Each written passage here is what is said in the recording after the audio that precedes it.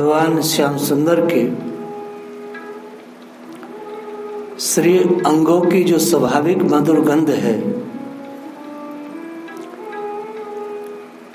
वह संपूर्ण वृंदावन में फैल गई। ये जो उनके शरीर की दिव्य सौरभ है, इस सौरभ को जब मयूरों ने सूंघा, जो मयूर होते हैं, मोर होते हैं, उनकी ग्रहण शक्ति बहुत तीव्र होती है। वो सब के सब भगवान की ओर भागे, सारे पक्षी परमात्मा की ओर भाग रहे हैं, सारे पशु प्रभु की ओर भाग रहे हैं। यह दृश्य श्री विदुर जी ने भी यमुना तट पर जब उद्धव से उनकी भेंट हुई है, अपनी आंखों से देखा कि पशु और पक्षी भी भगवान की ओर भाग रहे हैं और मैं ऐसा हूं कि अभी भी मैं अपने प्रभु से दूर हूं।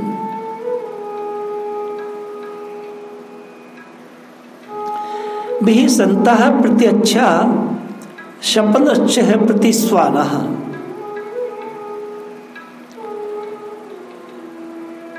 अब इतने में ये सब खेल खेलते खेलते सारे बालक भगवान के सहित एक बहुत ही व्यावान जंगल में पहुंचे। ब्रज पहले बहुत व्यावान जंगल जैसा था, बहुत नीरव जंगल होता है। यदि आप उसमें कुछ जोर से बोलेंगे तो उसकी प्रतिध्वनि होती है।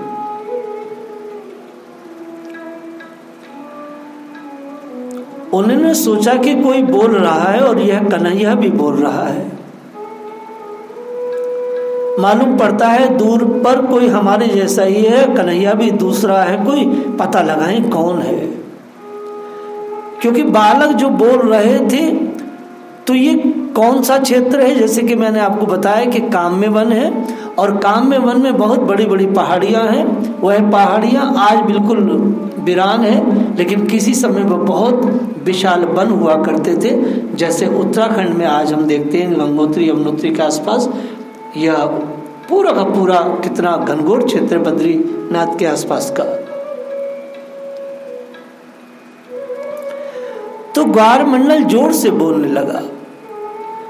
एक बालक ने जोर से कहा, कौन हो तुम? तो बदले में आवाज आई, तुम कौन हो? बोले, देखो ये लड़ने को तैयार है, हम बोलते हैं ये वैसे ही बोलते हैं। तो यह बोले कि हम श्याम सुंदर के सखा हैं। वहां से भी आवाज आई, हम श्याम सुंदर के सखा हैं। बोले, ये तो पूरा दल है आज। फिर सोचे दल तो है पर कन्हैया शायद ना हो उनके साथ। फिर पूछा कि क्या कन्हैया तुम्हारे साथ है? तो प्रतिध्वनि आई कि क्या कन्हैया तुम्हारे साथ है? बोले, ये तो सब हमारी नकल करते हैं। रुष्ट हो गए। फिर बोले, नहीं है तुम्हारे साथ। तो आवाज आई कि नहीं है तुम्हारे साथ। इनको गुस्सा आया, बोले झूठा कहीं का। उधर से भी आवाज आई, झूठा कहीं का। अब तो ये शाप देने लगे, बड़े बदमाश हो। उधर से भी आवाज आई, बड़े बदमाश हो। बोले नहीं मानते। उधर से आवाज आई, नहीं मानते। देखो मानोगे नहीं ना तो जैसे कन्हैया ने बक का हाल किया है ना, वैसे तुमको भी चीर डालेगा। वही आवाज वहां से भी आई, कन्हैया चीर डालेगो। इधर से सांप, उधर से सांप। कोई होगा तुम अपना खेलो, भगवान ऐसे बोले। गोप बालक बोले, खेले कैसे कन्हैया?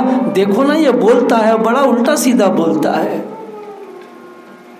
देवता ऊपर से सब देख रहे हैं भगवान और गोपों की लीला को। देवता विचार कर रहे हैं कि इन गोप बालकों के भाग्य का कोई ठिकाना नहीं। इतितम सतावरम सुखा अनुभूत्या दस्यम गतानाम पर देवते। संसार में इन गोप बालकों के भाग्य का कोई ठिकाना नहीं।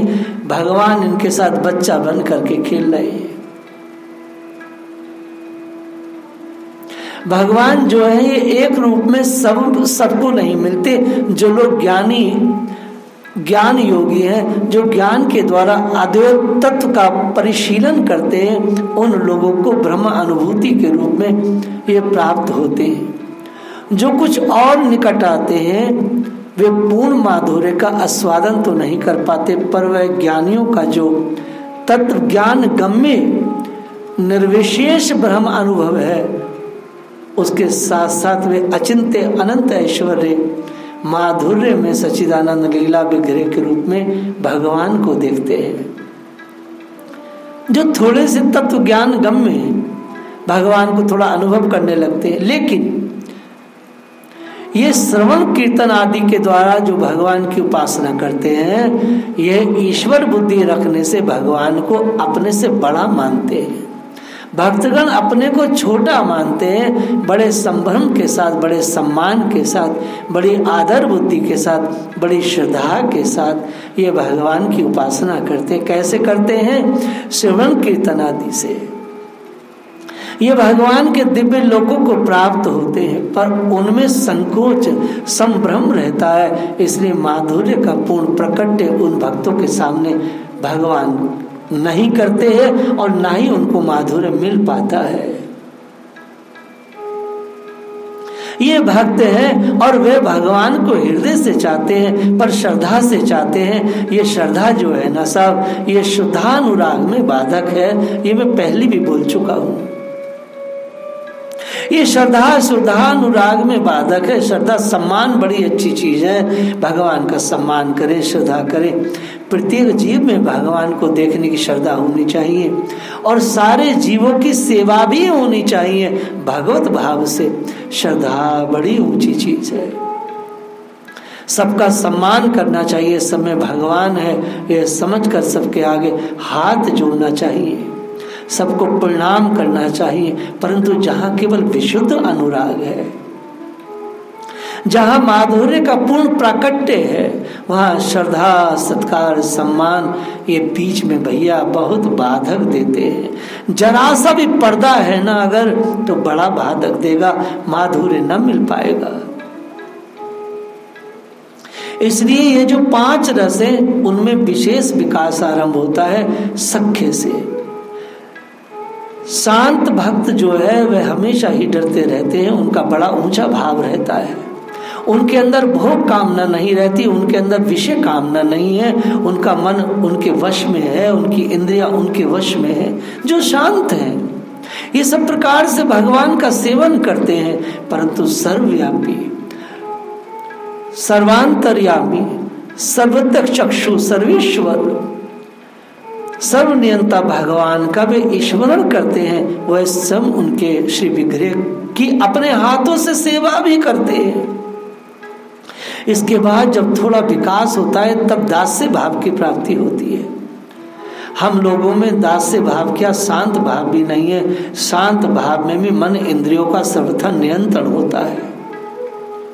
दास्य भाव में तो अपना केवल सेवक तत्व ही सर्वदा समर्पण रहता है। सेव्य की सेवा ही दास का स्वरूप है। मुझे सेवा करनी है, बस यही मेरा स्वरूप है। जीवेरे कृष्ण नित्य दास। उसका अपना कुछ भी स्वार्थ या कुछ भी परमार्थ, उसका अपनी कोई अलग वस्तु नहीं रह जाती। उसका पूरा जीवन सेवा में बन जाता है। वह कभी सोचता ही नहीं कि सेवा के बदले में उसको क्या मिलेगा।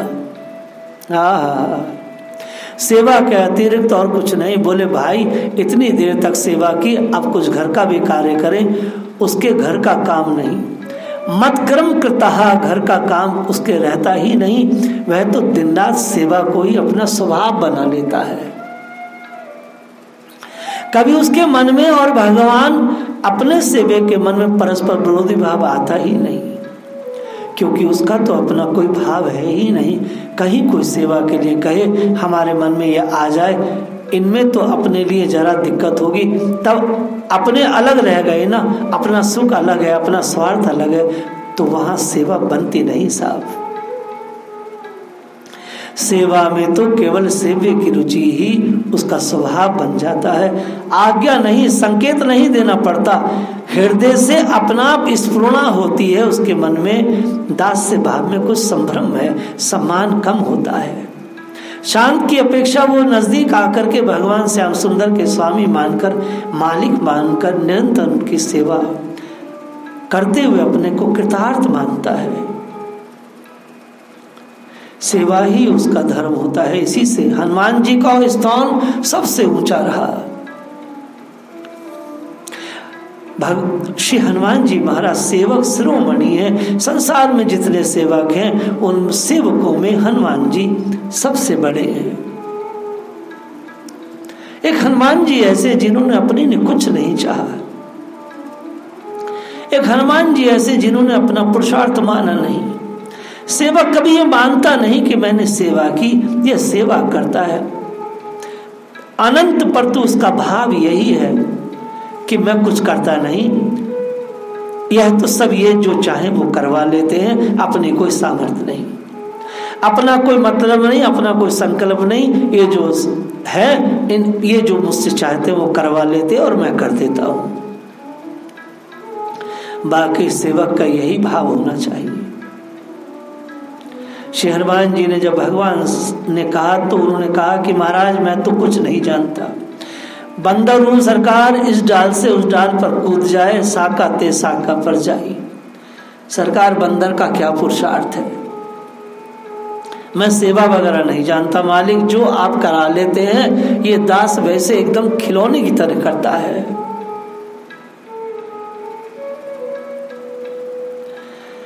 दास समीप रह करके सेवा करता है, उनके मन की बात समझता है, उनके मन के अनुसार अपने जीवन को बनाता है। इससे आगे जब सख्य आता है तब कुछ बराबर की बात होती है। जब तक भगवान को ऐश्वर्य युक्त ज्ञान युक्त मानकर सेवा करते हैं तब तक उनको भगवान की भक्ति तो प्राप्त हो गई। जो केवल तत्वदर्शी ज्ञानी हैं उनसे उनका विलक्षण भाव तो हो गया। यह केवल ब्रह्मानुभूति ही नहीं है, ये जो निर्विशेष ब्रह्म सुखानुभूति है, यह जो निर्विशेष ब्रह्म सुखानुभूति है, यह केवल अनुभूति ही नहीं उनको, परंतु उनको वह स्थान भी प्राप्त नहीं है जहां पर मान श्री कृष्ण के साथ, भगवान के साथ मधुर भाव से लीला चलती हो। ये सब अलग अलग साधनाएं हैं, अलग अलग स्टैंडर्ड हैं भगवान को प्राप्त करने की और भगवान के स्वरूप को प्राप्त करने की।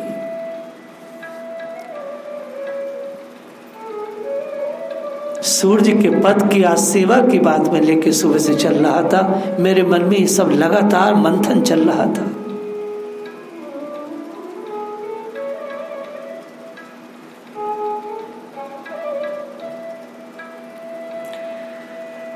एक होते हैं जो ब्रह्म सुखानुभूति को प्राप्त करना चाहते हैं, एक होते हैं जो ऐश्वर्य माधुर्युक्त भगवान को प्राप्त करना चाहते हैं।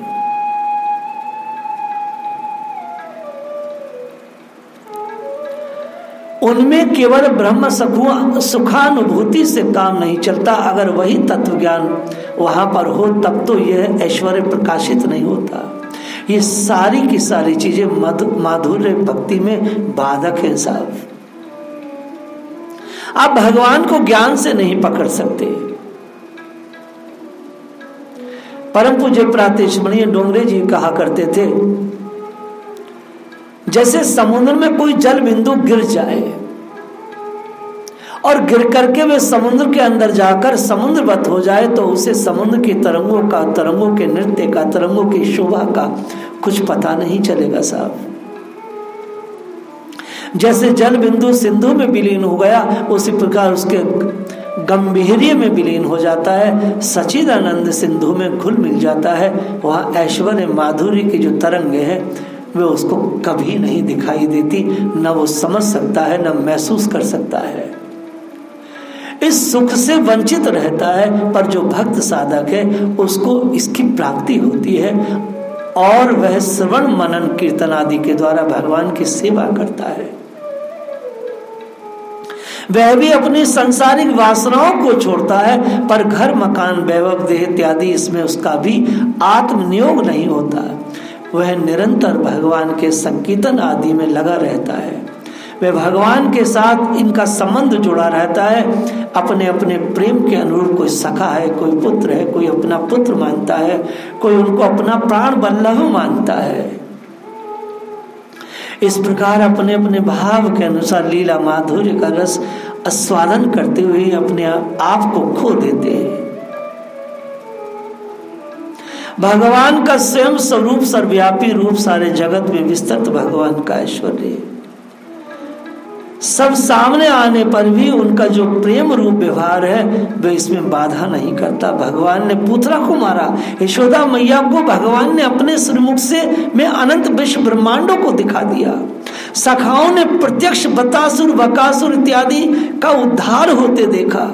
सखाओं ने देखा कि दोनों वृक्षों को उखाड़ कर ठाकुर जी ने फेंक दिया, उसके अंदर से दो दिव्य पुरुष निकले, ये सब उनके सामने हुआ। ये सारी ऐश्वर्य की लीलाएं सामने आई, परंतु सखाओं के हृदय में कोई ऐश्वर्य की भावना नेक भी लेस मात्र भी जागृत नहीं हुई। वे निरंतर अपने उस माधुर्य में ही लगे रहे।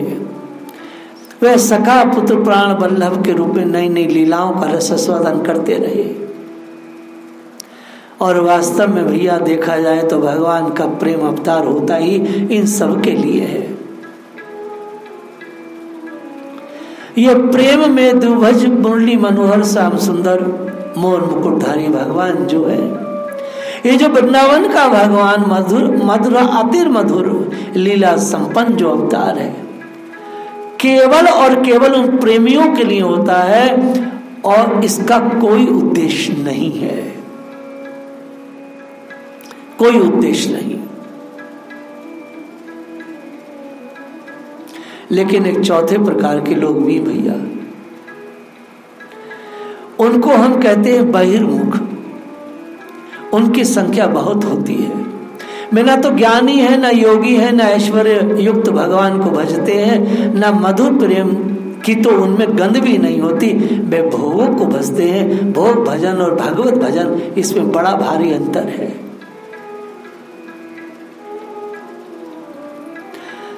ये अंतर वहां थोड़ा सा समझ में नहीं आता। मधुर संबंध युक्त रस में और भोग रस में बहुत बार पहचानने में भूल हो जाती है साहब। वह समझ लेता है कि मैं भगवान का पुत्र मानकर, मैं भगवान को अपना प्राण वल्लभ मानकर, मैं भगवान को अपना सखा मानकर तमाम वस्तुओं के द्वारा, अपने सुख के द्वारा उनका सेवन कर रहा हूं, परंतु हो जाता है भोग का सेवन। यहीं पर देखना पड़ता है कि भोग सेवन है या भगवत सेवन है। भोग सेवन और भगवत सेवन में इतना ही अंतर है कि भोग सुखों की प्राप्ति ना होने पर, भोग सेवन कार्य के विपरीत हो जाने पर दुख होता है, विपरीतता प्रतीत होगी, परंतु भगवत सेवन कार्य को भगवत सेवा से कहीं विस्मृति हुई तो उसमें दुख होगा। वह भोगों की परवाह में भगवत सेवा से क्षण भर के लिए भी विलग्न होना नहीं चाहता।